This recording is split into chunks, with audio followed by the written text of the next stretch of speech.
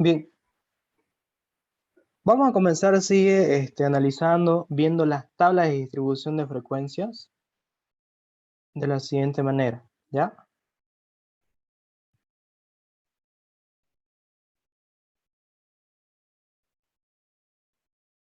Bien, bueno, la introducción, más que todo las tablas de distribución de frecuencia, podríamos decir que es una recopilación, ¿no? De datos que nosotros queremos estudiar, pero cuando tenemos muchos datos observados, depende de la situación, ¿no? Si tuviéramos 30 datos observados, sí o sí nosotros tenemos que agrupar los datos. Pero si tuviéramos solamente como unos 10, 15 datos, 20 a lo máximo, se podría estudiar, ¿no? Sin necesidad de agruparlos, ¿ya? Ahora, podríamos decir que cuando son muchos datos, preferente mejor agruparlo, pero para poder agruparlo, ustedes tienen que prácticamente diseñar, ¿no? Diseñar, ¿ya? Eso.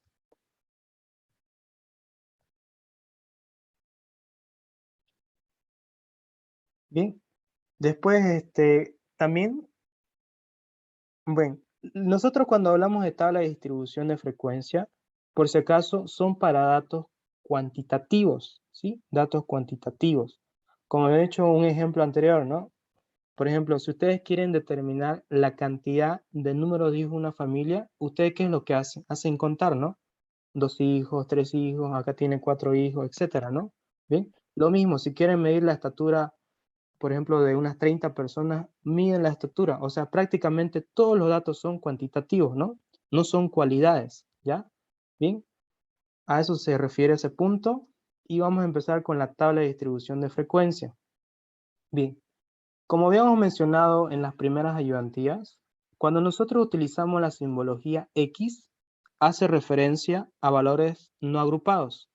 En cambio, cuando utilizamos los datos observados y la representamos como Y, dijimos que era para datos agrupados, ¿sí? Esa sería la diferencia o la nomenclatura que se maneja, ¿no? ¿Sí? ¿Ya? Ahora, ya esta tabla la hemos estudiado, ¿sí? La hemos estudiado, fíjense. La frecuencia absoluta, en nuestro caso sería NI o NJ, ¿no? Bien. Acá está como NI, pero nosotros generalmente anotamos J para diferenciar, ¿no? La variable I, ¿ya? Pero también la pueden encontrar en una nomenclatura como I, ¿ya? La N mayúscula, frecuencia acumulada o frecuencia absoluta acumulada. La frecuencia relativa la nombramos como H. La frecuencia relativa acumulada como H mayúscula. Y por último, la frecuencia relativa porcentual, ¿ya? Esta ya habíamos estudiado las anteriores ayudantías, ¿sí? Bien, aquí hay unos conceptos que tal vez, como quieran estudiarlo, les va a servir bastante. Por ejemplo, la frecuencia absoluta es el número de veces que aparece un valor observado. Bien, la frecuencia acumulada indica cuántos casos hay por debajo y arriba de un determinado valor. Fíjense, aquí está expresada la fórmula. Bien, lo mismo la frecuencia relativa indica la proporción, ¿sí? La proporción que representa la frecuencia en cada distinto valor observado. En relación, en este caso, podríamos decir al tamaño de muestra o al total de los valores observados. Bien, la frecuencia acumulada relativa representa una proporción, ¿no? Bien, bien. Ahora, los pasos para construir una tabla de distribución de frecuencia. Bien, el primer paso, vamos a decir que es identificar los distintos valores observados. En este caso, fíjense que aquí está la nomenclatura Y, entonces estamos hablando de datos agrupados. Bien, realizar el conteo como segundo paso. Tercer paso, determinar las frecuencias absolutas y relativas. Y por último, el último cuarto paso que es muy importante, representar, representar los resultados o indicar qué significa cada valor, ¿no? Bien, y aquí vamos a hacer un ejemplo. Bien, como pueden ver ahí, ¿sí?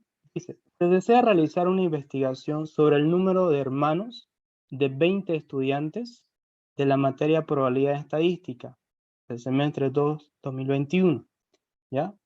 Ahora, fíjense que aquí tenemos 20 datos observados, ¿bien? Donde cada dato observado representa el número de hermanos que tienen los estudiantes. Por ejemplo, si ustedes ven acá, este de acá, un estudiante se puede ver o se puede apreciar que tiene en este caso 4, ¿no?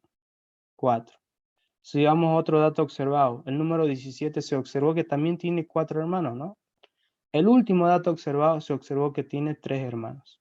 Entonces, fíjense que aquí tenemos 20 datos, ¿no? Entonces, ahora, cuando los datos son 20 o menor a 20, no es necesario agrupar. Directamente se los puede prácticamente, se las puede representar dependiendo de los valores que se puedan observar. En este caso está fácil, ¿no? Porque en una familia existe 1 o existe 2 o existe 5, digamos, pero no puede existir 4.5 hijos, digamos, eso no existe, ¿no? Siempre va a tomar valores enteros, ¿no? Por eso es que acá sí se puede utilizar la tabla de distribución de frecuencia, pero sin agrupar, ¿ya? Sin agrupar. Por ejemplo, pueden ver acá. A ver, hagamos el conteo aquí. Por ejemplo, acá estamos nombrando del 1 al 5. ¿Por qué? Porque el número más alto es 5 y el número más bajo es 1, ¿sí? Es 1, ¿ya? Entonces, por tanto, si ustedes van marcando, por ejemplo, 4 y 3, entonces aquí vendría 4 y acá sería 3, ¿no? ¿Sí? Estamos haciendo el conteo. 5, 5, entonces aquí vendría 1, 2, ¿sí? 1 y 2.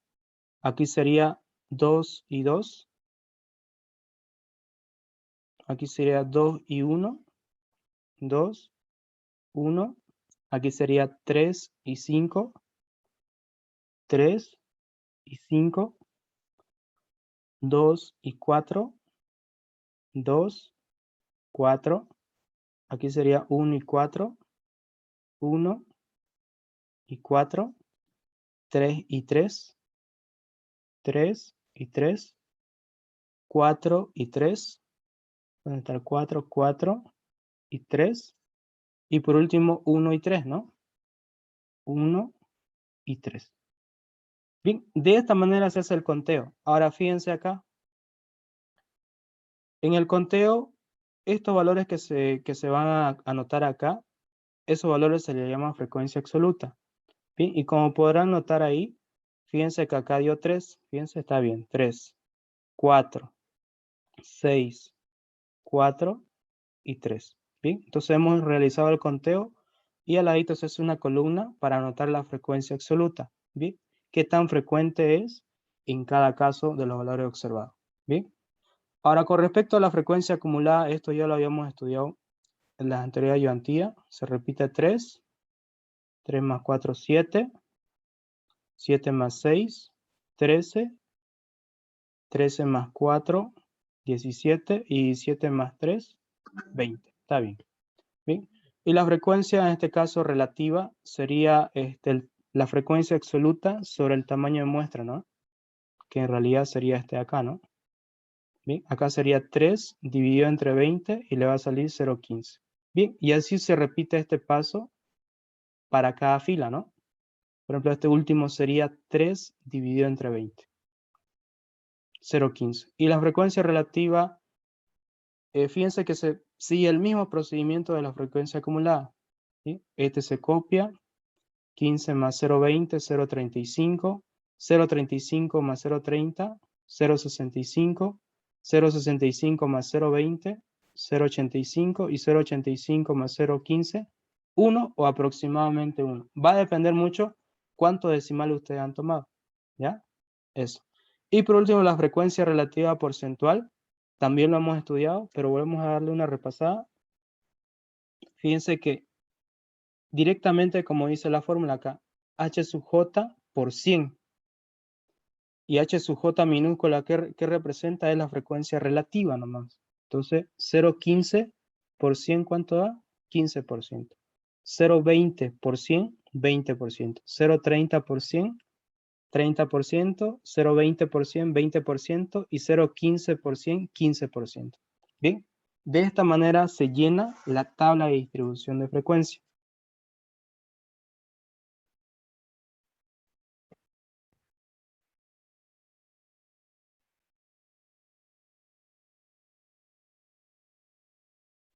Bien, una vez que ustedes ya tienen la tabla de distribución ya prácticamente ya lleno, ¿no? ¿Sí? Ya con todos los datos ya anotados. Lo que se hace es una interpretación de la tabla de distribución de frecuencia. Una interpretación, o sea, ¿qué me indican los datos, no? ¿Sí? ¿Qué indican los datos? Por ejemplo, acá, ¿qué análisis podríamos anotar de aquí, según lo que ya tenemos? Bien, ¿alguien podría decir?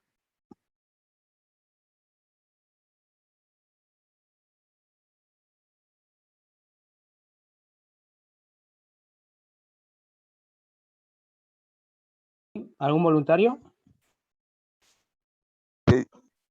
A ver, diga. No lo entendí muy. Una interpretación de la tabla de distribución de frecuencia. Una interpretación. A ver, hagamos una conmigo, ¿sí? Por ejemplo, acá el total, fíjense que es 20, ¿no? Es 20 el total. Voy a anotar acá. Sí. El total es 20, ¿no? 20. Ahora, por ejemplo, yo quiero saber el porcentaje, ¿sí? El porcentaje, en este caso, que un estudiante tenga solamente, en este caso, 2 hijos. Diré 2 hermanos, perdón, tenga 2 hermanos. Entonces, ¿cómo podría representar o anotar eso? Puedo decir de la siguiente manera, ¿no? De una encuesta realizada, voy a anotarlo acá, de una encuesta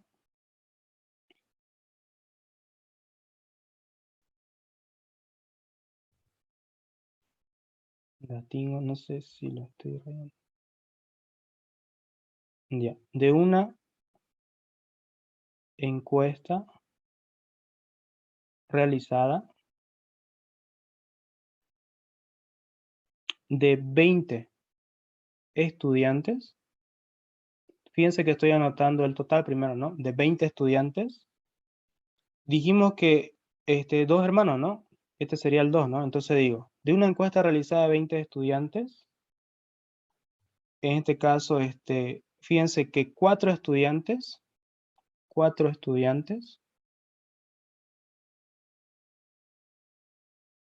fíjense, 4 estudiantes tienen 2 hermanos.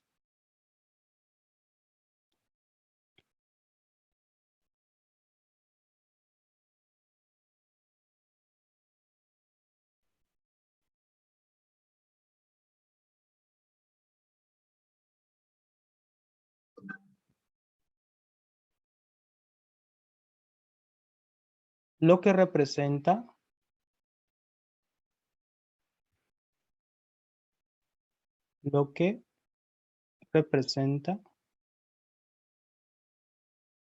¿cuánto representa 2 hermanos? Un 20% 20%. del total de los encuestados.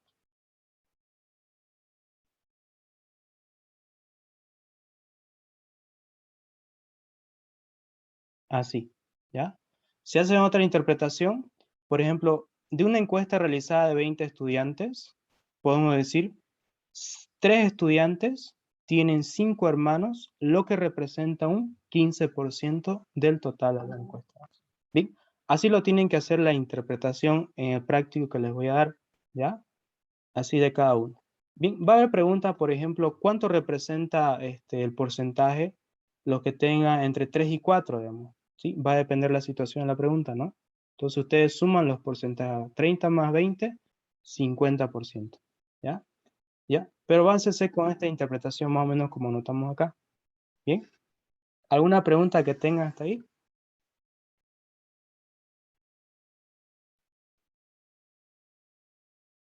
Bien, ninguna. Sigamos entonces.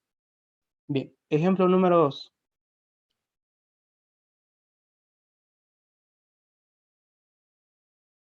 Bien, en el ejemplo número 2 que nosotros vamos a hacer el siguiente, vamos a estudiar la organización de datos agrupados. Como han visto hace un momento, ¿cuántos eran los datos que teníamos el total? ¿Cuántos datos eran?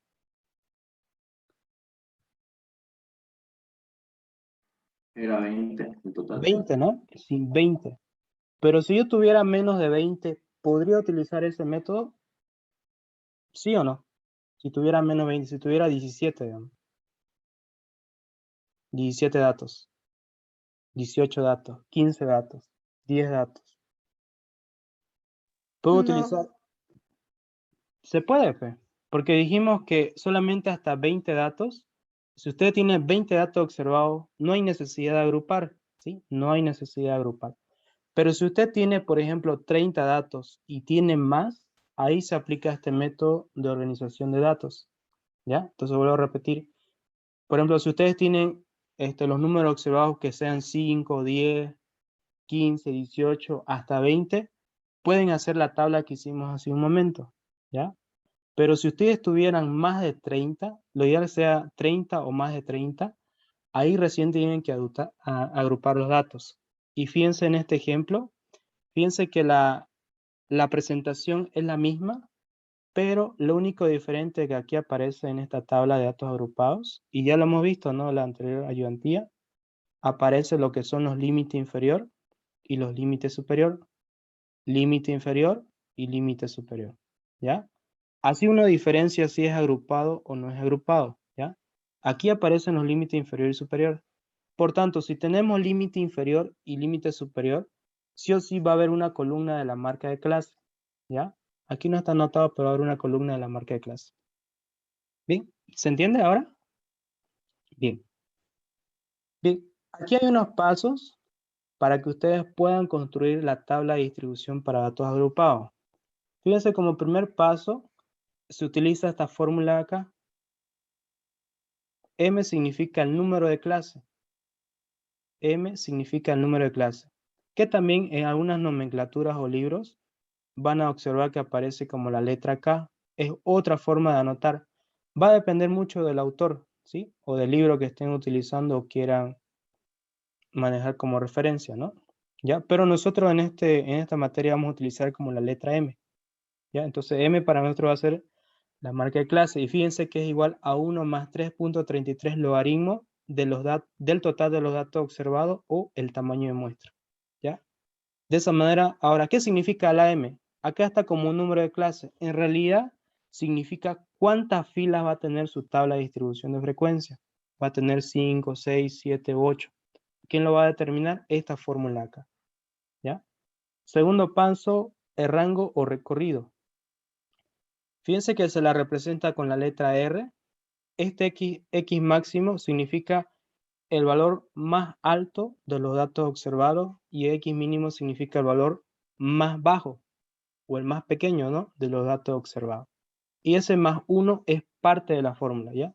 Por ejemplo, me acuerdo que el anterior semestre en su examen algunos se olvidaron anotar esto, ¿no? Y es por eso que no le cuadraba la tabla para nada, ¿no? Por este valor de acá, ¿sí? Por eso no les cuadraba. Entonces ustedes no se olviden, siempre se anota este más 1. Es parte de la fórmula, ¿ya? Siguiente, calcular la amplitud de clase. La amplitud de clase o ancho de clase, también se lo puede nombrar así. Fíjense que es nada menos que la división entre rango y el número de clase, R sobre M. De esa manera ustedes tienen la amplitud.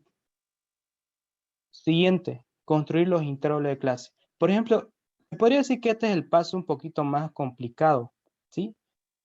Pero va a depender mucho de la persona que está también realizando el ejercicio, ¿ya? Por ejemplo, aquí H sería M por W, ¿no? La amplitud por el número de clase, y esta H significa el nuevo rango, ¿sí? Nuevo rango. D sería la diferencia, H menos R, y por último, acá aplican unas reglas que prácticamente sería A y B, ¿sí? La diferencia dividido entre 2 y la diferencia dividido entre 2. Y de esta manera ustedes definen el límite inferior y el límite superior, ¿ya? Lo vamos a explicar con un ejemplo mejor esta parte. Bien, ¿hasta ahí alguna observación que tengan? ¿Ninguna? Bien, algo que me estaba olvidando acá. Fíjense que acá, como pueden ver, esta formulita acá es la marca de clase. Como ya hemos mencionado también en la ayudantía anterior, fíjense que es el límite inferior más el límite superior dividido entre 2. Eso representa en este caso la marca de clase. De esa manera ustedes lo encuentran. Como concepto es el punto medio del intervalo de clase. Bien, vamos a explicar entonces un ejemplo. Fíjense aquí, ¿cuántos datos tenemos acá?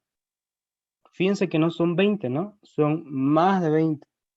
Entonces, sí o sí ustedes tienen que aquí agrupar los datos.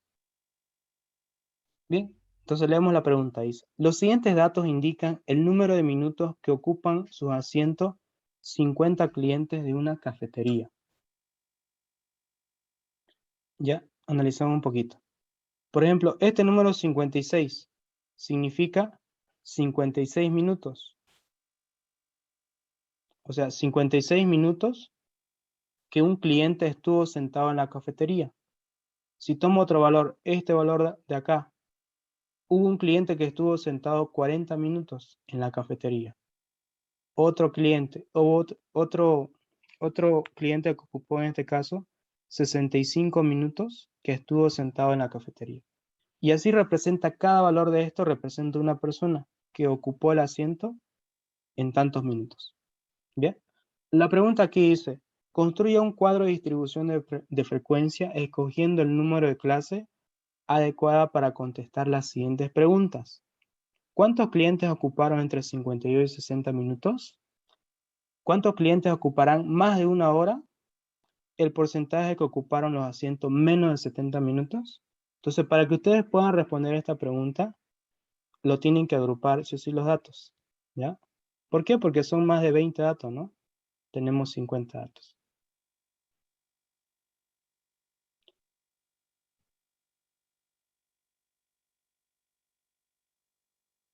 Bien, entonces, primer paso. Primer paso, determinamos el número de clase. Dijimos que el número de clase iba a ser igual a 1 más 3.333 logaritmo natural, ¿sí? Logaritmo natural, no neuteriano, natural, de n. En nuestro caso, n es 50, entonces ustedes introducen en la calculadora, reemplazan n igual a 50 y fíjense que le va a dar 6.61. Como es 6.6, lo pueden redondear a 7, ¿no? Entonces redondeamos a 7. Segundo paso, cálculo el rango o el recorrido. En este caso, fíjense que el valor más pequeño de los datos observados es 34 y el valor más alto de los datos observados es 95. Ustedes tienen que identificar bien esos valores. ¿Ya? Ahora, lo reemplazan en la fórmula. Fíjense, x máximo menos x mínimo más 1. ¿Sí? Reemplazan y eso les da un valor de 62. Bien, 62. Tercer paso, determinamos la amplitud de clase W, R dividido entre M. Bien, en este caso 62 dividido entre 7. Eso le da 8.86. Como es 8.8, se lo puede aproximar a 9. ¿Ya? Entonces redondeamos a 9. Bien, cuarto paso, construimos los intervalos. Ya, acá voy a hacer un poquito de énfasis.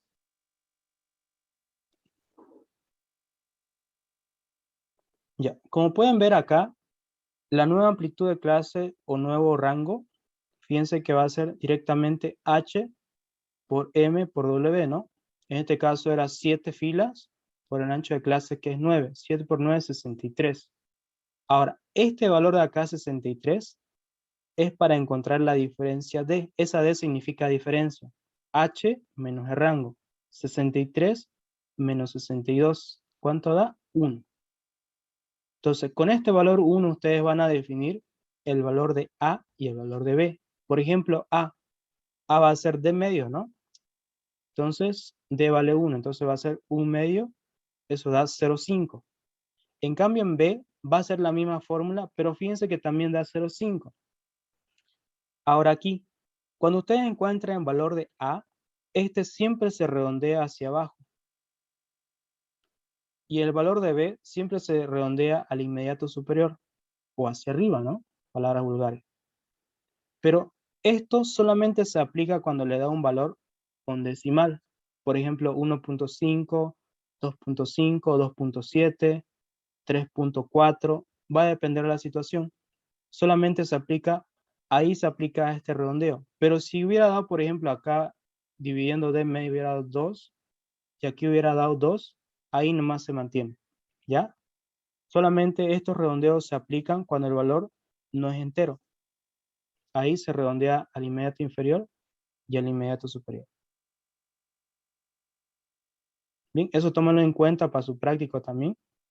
Yo sé que va a haber preguntas y justamente aquí es donde van a tener que decir, ¿ya? Para A, al inmediato inferior. Para B, al inmediato superior. Bien. Una vez obtenido el valor de A y B, esto es para encontrar en este caso los límites inferior y el límite superior. Fíjense que el límite inferior va a ser el X mínimo más, diré, menos A. O sea, hacen la resta, ¿no? En este caso sería 34 menos 0, queda solamente 34. El límite superior, el valor más alto, X máximo más B. Sería, en este caso, 95 más 1, 96. Listo. Ahora, ustedes cuando ya tienen el valor máximo y el valor mínimo, lo que tienen que hacer a continuación es utilizar el W. ¿Cuánto valía W? ¿Alguien me podría decir? ¿El valor de W? ¿Cuánto habíamos determinado? 9. 9. Ya, 9. Fíjense el valor que tiene ahí, 9. Entonces, agarran el número, en este caso, el límite inferior que es 34. Aquí lo estoy anotando, 34. Y a partir de ahí ustedes cuentan 9, porque eso es lo que vale W, ¿no? Entonces van a contar 9. 1, 2, 3, 4, 5, 6, 7, 8 y 9. Y rellena, ¿no?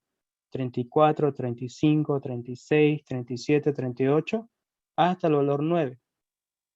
Hasta ahí. ¿Por qué? Porque W es 9. Si fuera 7, entonces llenan hasta 7. Eso ténganlo muy en cuenta, ¿ya? En este caso W es 9. Entonces, ustedes agarran esos dos números que acabamos de anotar. El 34 sería el de acá. Entonces, a partir de este 34, ustedes empiezan a sumar el ancho de clase o la amplitud. Suman 34 más 9, ¿cuánto sería? 43. 43 más 9, 52. 52 más 9, 61. 61 más 9, 70. 70 más 9, 79. Ahora la pregunta sería, ¿hasta cuándo tengo que sumar?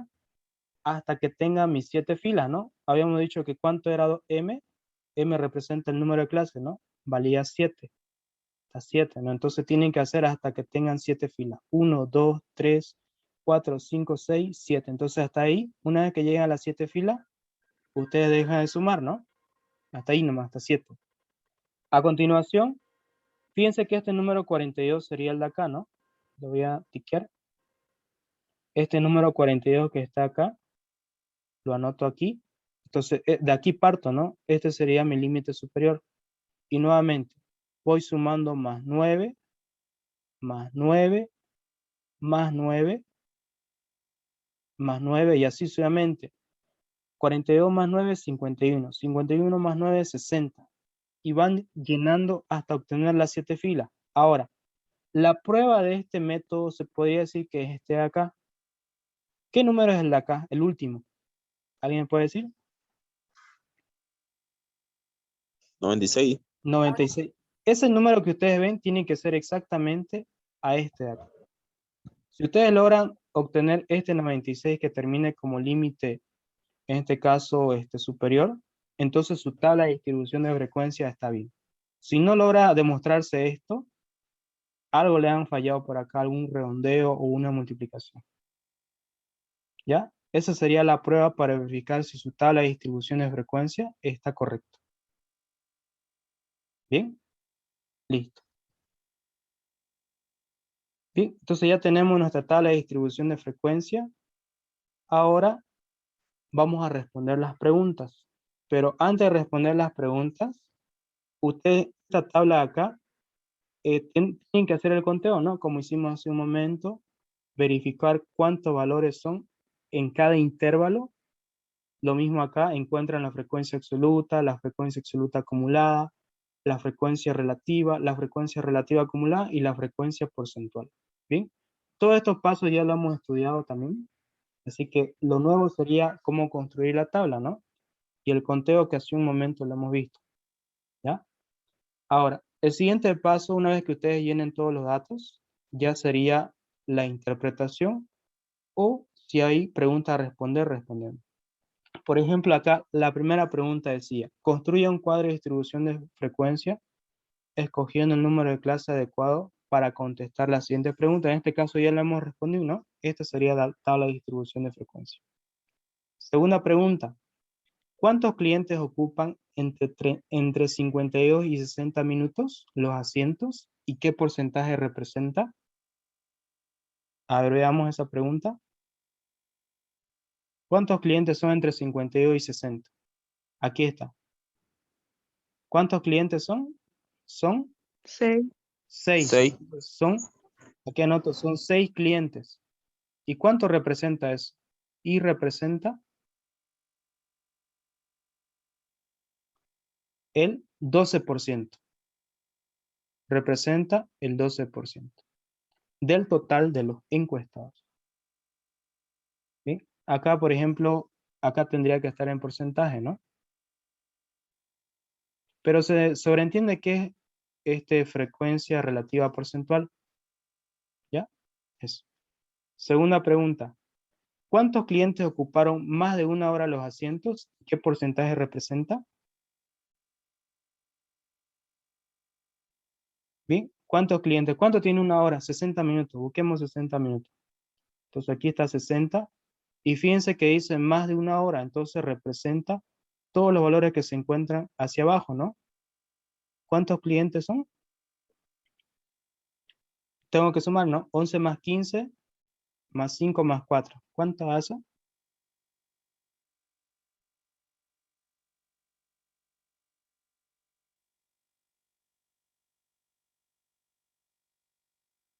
35. Sí, 35. 35 clientes. ¿Y cuánto representa?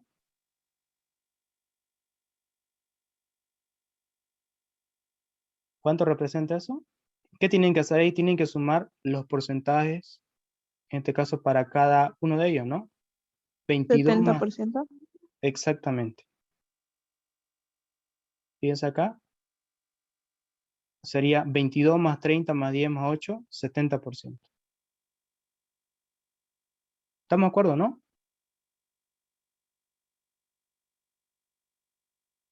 A ver, sumemos a ver. Sería, todos estos porcentajes tienen que sumar.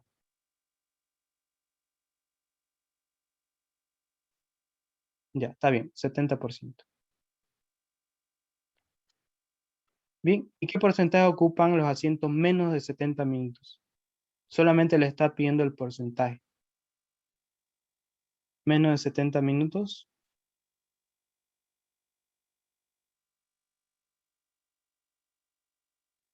El 70, si ustedes lo ven, 9. está acá, ¿no? Entonces sería de aquí para abajo, ¿no? Porque dice menos, no dice... entonces sería 22. 10, 21. 52%. 52%. Entonces, representa el 52%.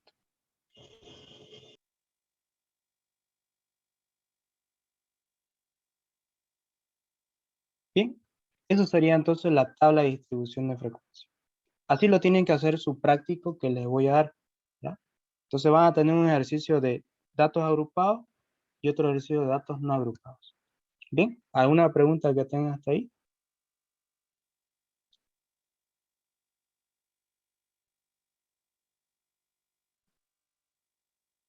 Bien, si no hay preguntas, aquí termina la ayudantía de hoy.